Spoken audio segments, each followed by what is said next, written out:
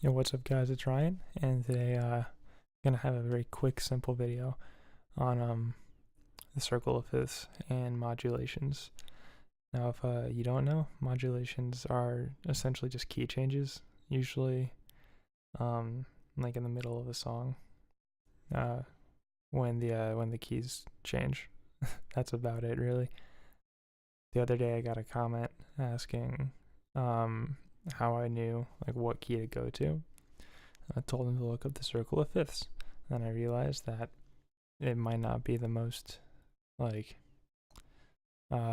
intuitive system for some people, so I figured I'd make a video try to explain it. So if you can't tell, this is the circle of fifths right here. Just some picture I found on Google from like there or something. So yeah, circle of fifths is basically the progression of keys based on like most natural to least natural, I guess.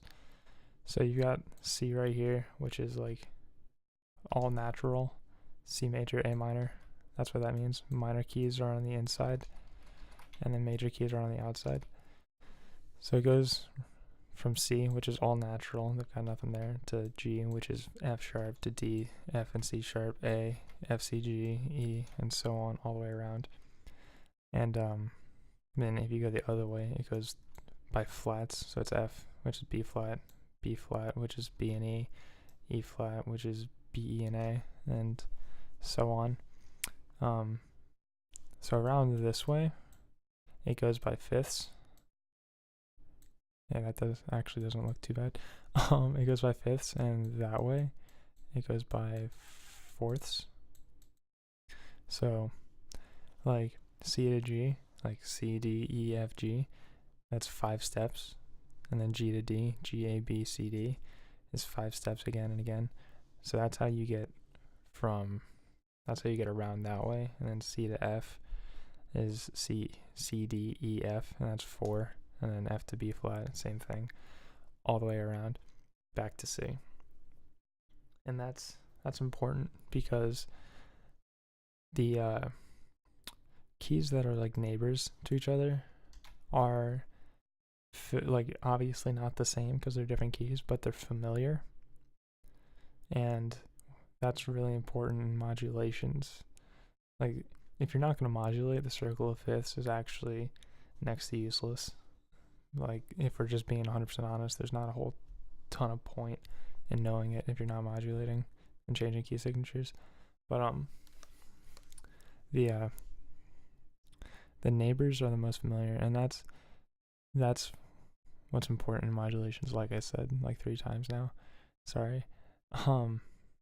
But how you know which, or typically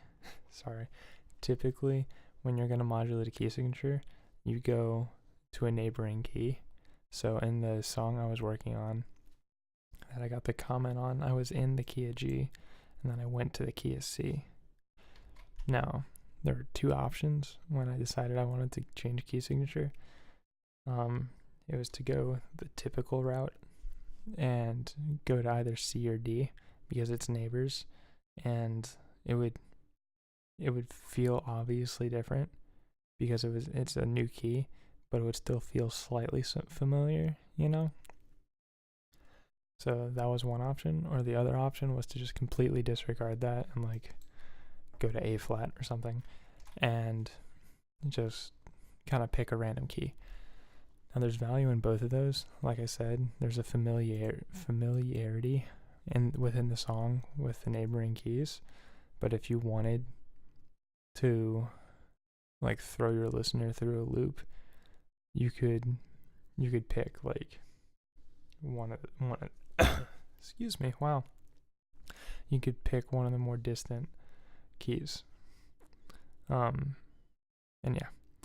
So that's basically it. It's a super simple concept, and I probably dragged it out for like 7 minutes. Coming up on 5, sweet. But yeah. Short version. Pick a neighboring key if you're gonna switch keys, and if you want it to kind of make sense. But yeah, and obviously the farther away you get from your original key, the less familiar it is. So like these are the direct opposites and whatever. So just use that to gauge. Yeah, that's kind of it for this. If you got any questions, I'd be more than happy to answer them in the comments. Hope you learned something. Like, comment, subscribe, do all that. And yeah, I'll see you in the next video. Bye.